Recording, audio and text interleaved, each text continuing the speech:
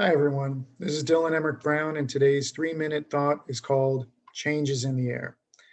Recently, I read that the iconic smell of the seaside, that salty, sulfurous smell you're imagining right now, taking you back in your childhood memories, sitting in the warm sand, hearing the waves crash in the surf, comes from the gas emitted by bacteria feeding on the natural sunscreen created by plankton that have died on the beach. So that wonderful smell associated with vacation and oceanic vistas is essentially bacterial farts. But beyond this delightfully dichotomous cause and effect story, it got me thinking about change. More specifically, I thought about the effects of change. Not surprisingly, humans for the most part are change averse. Sometimes that change is for the better, sometimes not, though who can really say in the long term holistic sense which is which? But people like seeing what's coming at them. They like it when things fit categorically where they belong.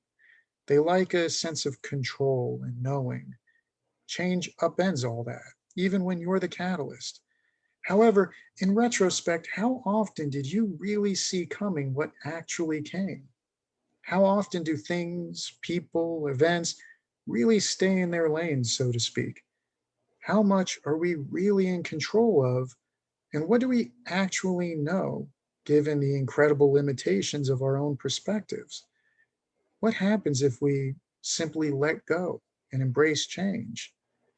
I don't mean to reach out and give it a big, great hug, and I certainly don't mean to say yes to everything. I simply mean, what if, when faced with change, particularly unforeseen, you acknowledge it, see the gift in it, whatever that may be, and move ahead accordingly? Let me break that down for a moment. Step one, change. Boom. There it is out of nowhere. Flat tire, dropped client, rainy forecast, whatever. Step two, without judgment or being attached to any specific outcome, just acknowledge what has happened. You have a flat tire.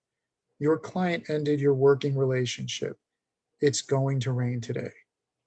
Okay. Step three, see what gift there is from this. It may be hard to find at first, but I promise there is one. You get to finally test out that tire changing skill your dad taught you when you got your first car. Your schedule has opened up for a new client who will be a better fit. Your outdoor picnic with kite flying has turned into an indoor movie screening with cuddling on the couch. Step four, action. Something has happened, it's here, time ticks on. Now what? Get out that spare tire, Jack, and impress your wife. Pursue your ideal client through the relationships you forged and get excited about starting something new with someone who fulfills you. Lay out the food, put on Netflix, dim the lights, fold out a blanket, and cuddle to the sound of rain hitting against the window as the opening credits to your favorite movie flash across the TV.